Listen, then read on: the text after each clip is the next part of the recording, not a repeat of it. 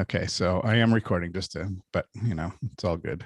Yeah. So, Sarah, you know how to do this, or do you need assistance? No, I know how to do this. It says on the USB audio. Tap your mic again. Yep. Okay. Testy. What are we talking about? I don't know. I wanted to talk about civility.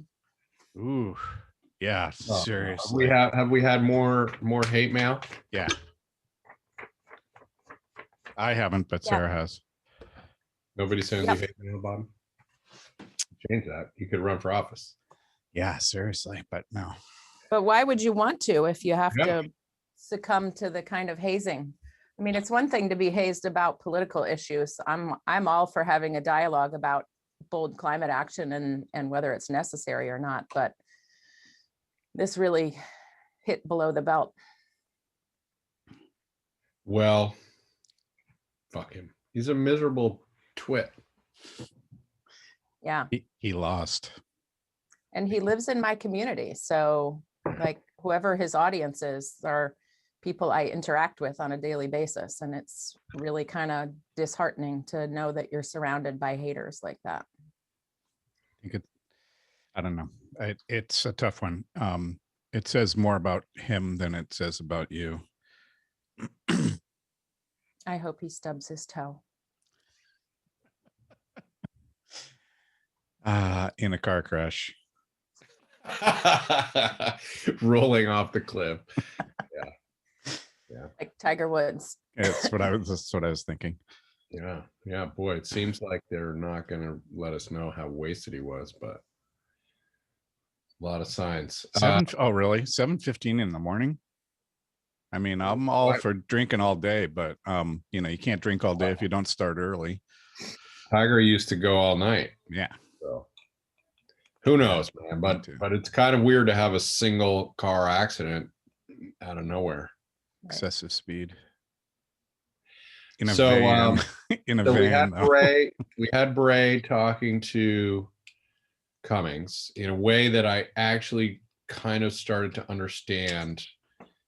I could say details are still being worked out, but here's what I understand they're doing, sort of thing.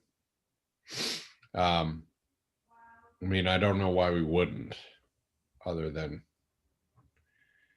what do we have any concrete anything on the transportation modernization? No, not really. And contractor registry has had a hearing, but I don't know whether it will pop out relatively unchanged or if Tom Stevens will have a long process with it.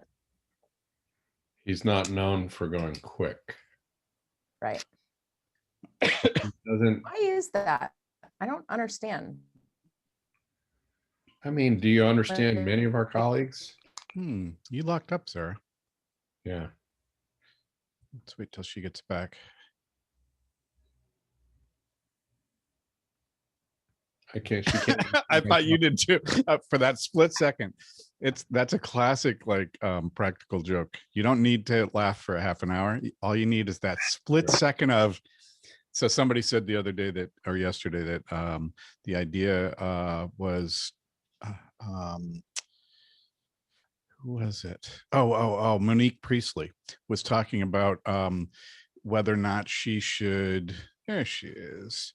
Check and see, sir, if you're on the correct Wi-Fi. Are you pulling off your laptop? Maybe it hooked to somebody else's Wi-Fi. No audio, you're muted. So anyway, Monique asked the other day whether or not she should do a sort of practical joke for town meeting.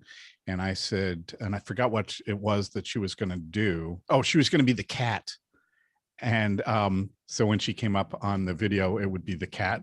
And I said, aside from that, why don't you just mute yourself and see how many people jump in to be the first one to say, oh, you're muted.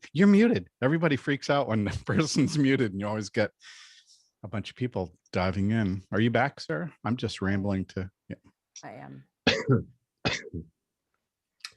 All right. Well, this is going to be a chipper one. I can tell. Sorry, I don't have a whole lot. Friday. It's going to be a rough weekend. Yeah. Yeah. All right. Well, I mean, I think then. Do we want to shoot later? I'm happy to reschedule for another time, and maybe we can pull some shit together between now and then. I don't know what, I don't have No? capacity to pull anything together, so. No worries. I guess the only question is, I mean, do we just honestly reflect the slightly disorganized nature of the session? Is that valuable? It's fair. Yeah, I was also wondering if we should just spend a little time talking about, I don't know, opportunities, federal opportunities ranging from, our recommitment to the Paris Accord and increasing minimum wage. I don't know. I mean, I have to say that I didn't do a whole lot of preparation on what to. I think that's fine. Sort of a lay of the land more broadly. What about the Climate Council? I've got no knowledge there. Well, we could call up the list of what their subcommittees are and talk a little bit about what we know about their subcommittees. Yes. Do we know? I don't know anything, so that would have to be you. Yeah, hold on. I'm pulling it up too. And what we could say at the federal level, we've joined the Paris Accord, where there is discussion about ending subsidies for oil exploration, right? And sort of some of the root of our fossil fuel subsidies. I'm not sure what else I would say. All right, so we've got Science and Data Subcommittee, we've got Just Transitions, Cross-Sector Mitigation, Agriculture and Ecosystems Subcommittee. And Or as all Bobby Starr calls it, ecosystems. Really? Well, last year we delivered a lot of covert relief for people working on ecosystems. I don't know how you do it. How do you keep a straight face? I actually love Bobby, and you know what? We voted out a universal school meals bill 5-0 yesterday. I mean, first of all, he slows you down. You can't be, and so you kind of are resigned to like, okay, well, this is the slow cruiser, and I don't know. I mean, he's a pain in the ass, and he's the hero of all of his stories. But in terms of a chair, he's one of the best chairs I've ever had. Truly. Really? Yep.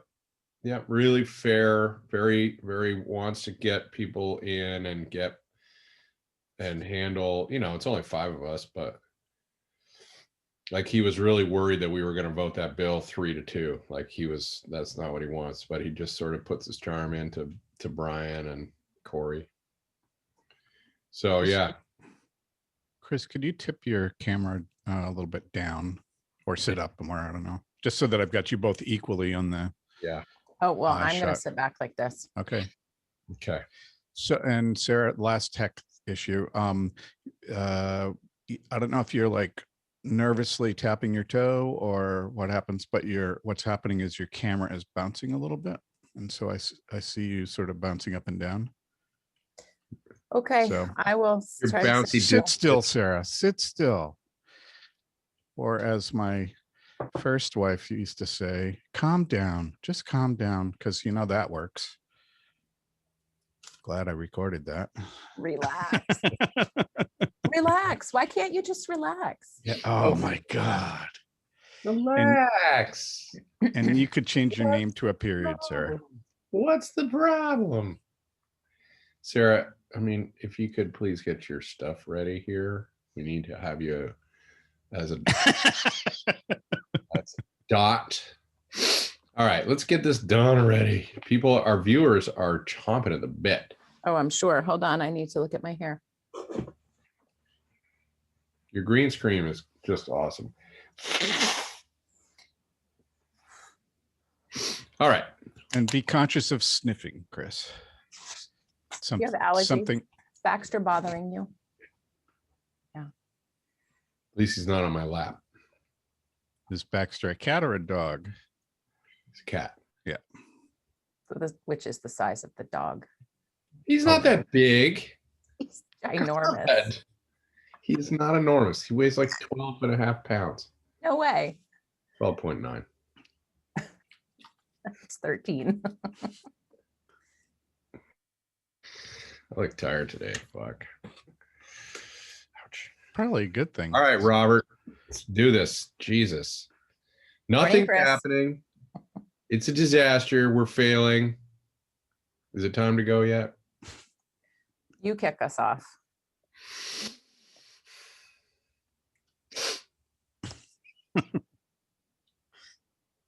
Okay. It's Friday. It's Friday. We're back together.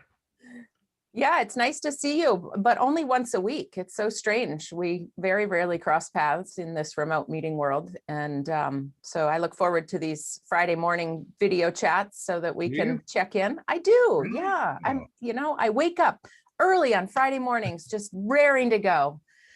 Time to go chat with Pearson. So yeah, we're almost at crossover, which is legislator term for the midpoint when a bill in the House has to get moving. Otherwise, even if it goes to the Senate sort of doesn't have an obligation to take it up, and vice versa. Yeah. Is that a fair description? Yep. It's, the purpose of crossover is to give adequate time to the other body to take a look at the work that came out of the House or the Senate and decide whether they want to move forward with something. We're one more week. Right, one more week of legislating, but then of course next week is our traditional town meeting break, which even though most communities are not holding the traditional town meeting, they may be holding an Australian ballot town meeting. We're going to go ahead and take the week off. It gives legislators an opportunity to get connected in their community, to attend a bunch of different meetings. So many communities are holding informational sessions, and we'll be popping into those and saying hello. That's right. As one of my chairs said, I'm reminded why we need a break this week after a intense debate. So it'll be good. And then we have 1 week until the crossover deadline. And so that's a real indication of what's moving and what may not make it all the way this year. And it's no guarantee that things that are moving make it all the way, but we figured we'd give you kind of a snapshot of where we are. Does it seem to you, Sarah, like it's a bit slow this year? I mean, it always feels slow and then it explodes kind of, but this feels a little different to me. And I can say for myself, the Zoom world is tricky. It's hard to get organized.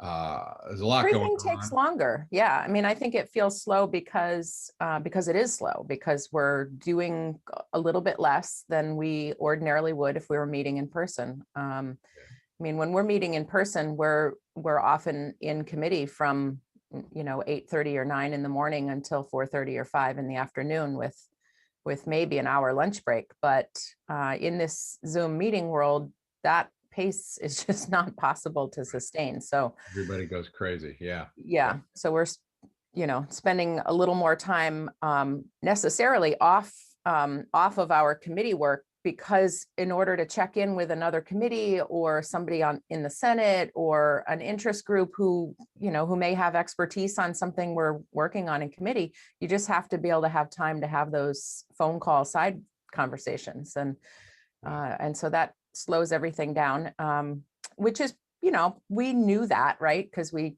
did this Zoom legislating, starting almost a year ago. And it's part of the reason why we're slightly narrowing our focus. We know we have a climate emergency. We know we want to do more and do it faster and better.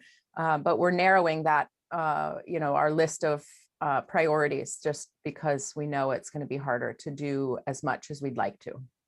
Well, and unlike many years, we actually have, between the federal CARES money, which was some COVID relief and potentially more coming, and then surprisingly strong revenue return on things like the sales tax and other measures.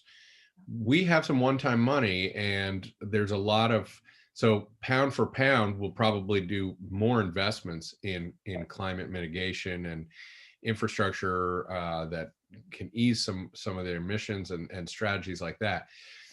So it's just always hard to quantify. Like, are we doing more? Are we doing less? I'm not sure. We're doing a lot though.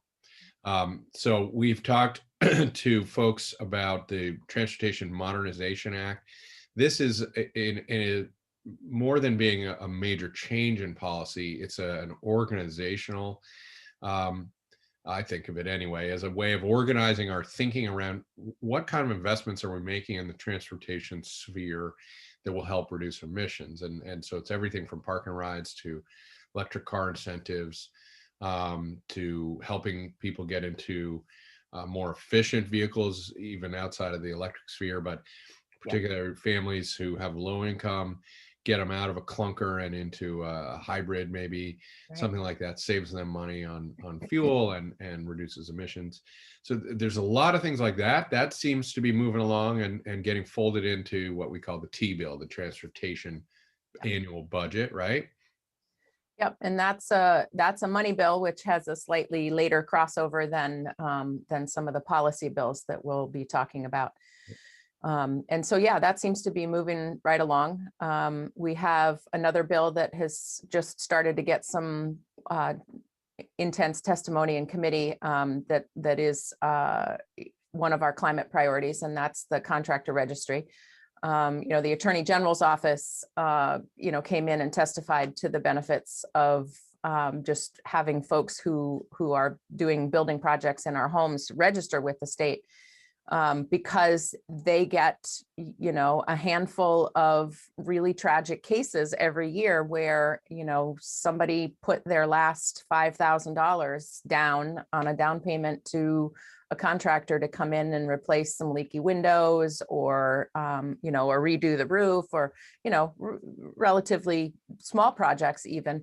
And some unscrupulous contractors just take the down payment and disappear. And, for folks who are modest income and for whom their home is their biggest investment, to have that kind of a loss and have the state not be able to track those folks down and bring some form of justice is really heartbreaking. And so at its root, the contractor registry bill is really about consumer protection. But we also know that it can give us some tools in the climate realm where we can communicate more directly with folks who are doing building projects so that they understand the building science and they understand what our codes are in Vermont, because we do have building codes, and those building codes, if they were followed, would have us using far less fuel of any sort to heat our homes and to cool our homes, because our homes would be more efficient. But the fact that the codes are voluntary means that most people who are out there doing this kind of contracting and building don't actually even know the codes exist or know how to follow them. And so if we can, the builders are on the hook to meet code, I think, if they're doing a project, but we don't have a team of code inspectors out there in Vermont's classic way we approach a lot of this. We have decent laws and not very good regulation of it. So registering contractors is a little step. It's a gentle touch, but allows us to work with that population that are potentially a huge part of our climate, helping us insulate homes and taking care of our own personal buildings, right? Yeah, and for people who care about these things, but maybe who don't have the building skills to do the projects themselves to code, they would like to be able to find a contractor who's got a little bit of certification or a little bit of knowledge on how to make homes more efficient. Contractor registry is in process in the House General Committee. Great. And we hope it'll get out by the end of the week of crossover. And we heard in my committee, Senate Finance, about a preview of an expansion of weatherization that's coming hopefully out of Senate Natural Resources. And Senator Chris Bray from Madison County, he finally set it up in a way that I could understand, because we've been talking to him a fair amount and trying to really understand what are the details here. I think everyone understands weatherization. It's our second biggest emitter, right? Is our buildings, our houses and buildings. And so weatherizing, better insulating, is a very, very key strategy to reducing the fossil fuel use and emissions from our buildings. It's also a great bang for the buck in terms of return on investment and in terms of job creation. It's a clear intersection of climate and job creation. The trick is funding it, coming up front with the money, because it's cost money up front, and then the average home, I think, saves about $600 a year in fuel charges. So it quickly pays back. But coming up with that upfront investment to shove things into your walls that you're never going to see again is really hard. We've been doing it slowly for households with a low income, particularly people who we actually, the state through and the federal government through LIHEAP, help pay their heating bills. That, of course, makes sense to save everybody money and help protect those families. But we haven't been doing it on pace. We set a goal in the state statute to weatherize, I think it was 80,000 homes. We're nowhere near that. We're way off pace there. And we haven't really done much for middle income families, for the middle class, who are also struggling to come up with that investment. So the goal is to expand it.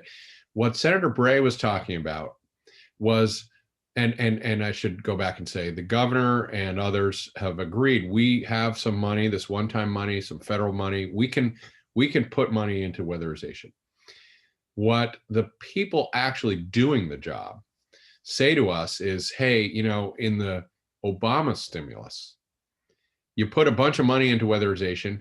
We bought trucks, we trained people, we got cranking, and then the money went away, and our trucks sat in the parking lot, and we need some consistency.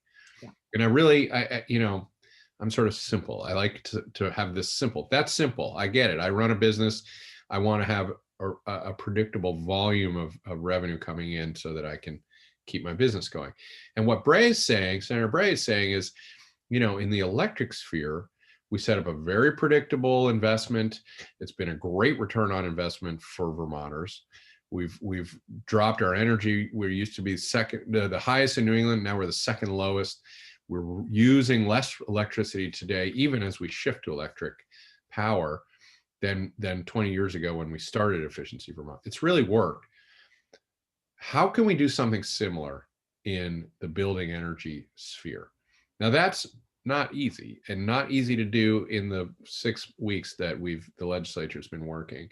But that's what he's trying to do, and trying to at least create the framework so that the one-time money could fit into it, and then try to figure out, well, how do we get money, next year? And so ideas like, what if your utility was involved? So Vermont Gas, in my case, if they help me pay up front, and then I pay it off on my bill. Mm-hmm. And if I leave this house, it stays on the bill. It stays with the meter, so-called. So trying to come up with strategies like that, trying to come up with the framework, and then predicting the money will fall. So that's a live conversation. He introduced it to Senate Finance the other day, and we were all like, well, that seems very confusing. And a half an hour later, tussling it out, we thought, oh, no, now we understand what you're trying to say.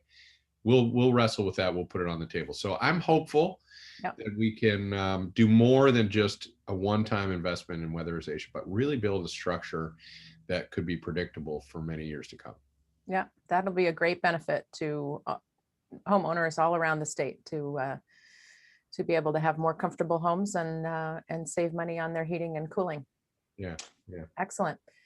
So go ahead. Let's talk for a minute about the Climate Council before we sign off, because you'll notice if you go to the Climate Council's webpage that they have kindly flipped the order of all of the meetings that you can watch from the past, because for a while it started, back in November at their first meeting. So you had to scroll pages and pages to find today's meeting. So they've flipped it so that the agenda and meeting times are current. But they've also added all of the subcommittees, and the subcommittees are now formed. And give us a flavor of some subcommittees. Yeah, it's really exciting.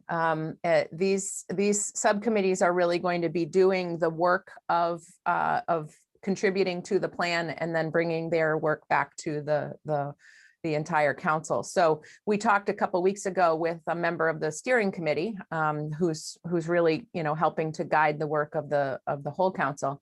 And in addition to the steering committee, they've got an agriculture and ecosystems committee.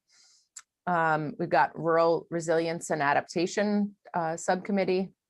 The folks who are on science and data, because we want to be able to ground truth the ideas, the mitigation strategies, and say, what does the science tell us about how much we're going to get in reductions. And there's a just transitions subcommittee, and I'm really expecting that this will be the subcommittee that takes a look at all of the different kinds of communities around our state, and how do we make sure that that the communities who are most impacted by the negatives of climate change are going to be brought into the benefits of electrification. And then cross-sector mitigation. So that's kind of, I think of that as sort of the nuts and bolts of what we're going to put in place. That's the subcommittee that's going to spend a lot of time sort of testing out the different strategies that we'll see in the plan that they hope to have by early fall for us to take a look at and weigh in on. So I hope folks will go to the website and take a peek. You can see all of the previous meetings. If you want some good, if you've already binge watched all of your favorite TV shows and you're looking for something to do during these long COVID evenings, you can tap in on some of the Climate Council work. Pandemic is really wearing on, so I started watching the Climate Council. Well, for people that I think it's fair to say subcommittees are certainly accepting written testimony and probably engaging. So if people watching have certain expertise or an interest in any of those more narrow topics, please do check in and engage, because this is going to be a product of the community, and the stronger we can make it out of the gate here with this initial plan, the better footing we'll be on, no question in my mind. Well, it's really exciting too, the opportunity that COVID has given to us, because if you think about the way we used to operate, Vermonters would have had to have traveled to wherever in the capital area the meeting was being held. But now you can just get online and watch on Teams or watch it after the fact, watch the recording. So it's a tremendous opportunity for us to be more engaged and more involved, which is why I think it's important for us to keep talking about this and reminding people how to tap in. Which is, as long as you have broadband, which is another investment we're working hard to make. So yes. Some good news at the federal level, Sarah, just talk quickly there, and then we'll let everybody enjoy their week. Yeah. I mean, a lot of opportunities at the federal level, and it's really refreshing to have an administration that A, believes in science, and B, is putting forward bold new ideas on how we tackle climate change. And so re-entering the Paris Climate Accords, my my guess is the rest of the world is probably going, it's about time, where the hell's the United States been for the last 4 years? Literally been the only major country out of it, and only one of 2 or 3 in the whole world of any stature, right, not be part of it. So yeah. phew, that is a relief. Yep. Yeah. And so, in helping us to meet our Paris obligations, the Biden administration is going to need to put forward a lot of bold new policies. They're talking about electrification of our transportation sector, which will necessarily have to mean, help out to families to be able to transition to an electric vehicle, incentives for states to be able to beef up the public charging infrastructure, lots of opportunities there. And hopefully a faster and stronger transition towards electrification of our public transit. So not just the city bus that you might take across town, but also our school bus fleets. Well, we saw in Texas, of course, the grid infrastructure too. Maybe we need a fresh look at that nationally. And I have heard talk of that. And it's interesting, Biden, as a senator living in Delaware, always rode the train, right? I mean, he was famous for commuting to and from Washington, the capital, every day. So it'll be interesting that this personal meets politics. It wouldn't surprise me to see much better investment in rail infrastructure, which we've been working on here in Vermont for a long time. We do. Wouldn't that be great? Because our main rail lines track the corridors of the highways where all of our cars are taking people to and from work. If we could do a little more commuting by that form of public transit, wouldn't that be a cool opportunity?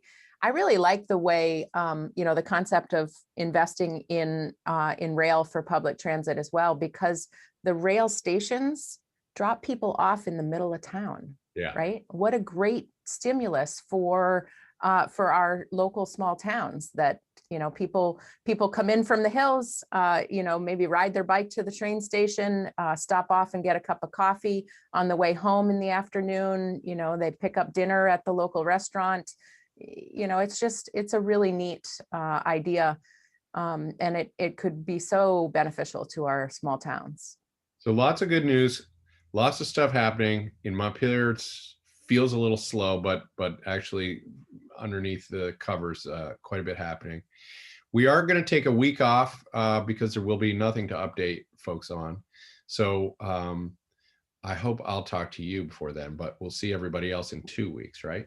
Yes, we will.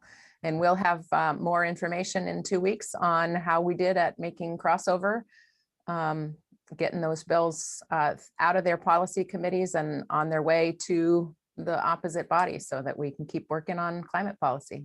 And we'll give folks a chance to where we need your help, because those bills, when they get out of committee, go to the floor, and maybe there's some whatever we need people to email legislators, things like that. So yes, we're going to have some calls to action. We're just warming up. Thanks, Sarah. Nice to see you.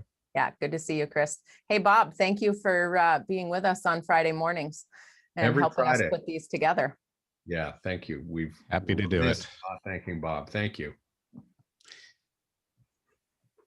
Okay, so we're good. Let me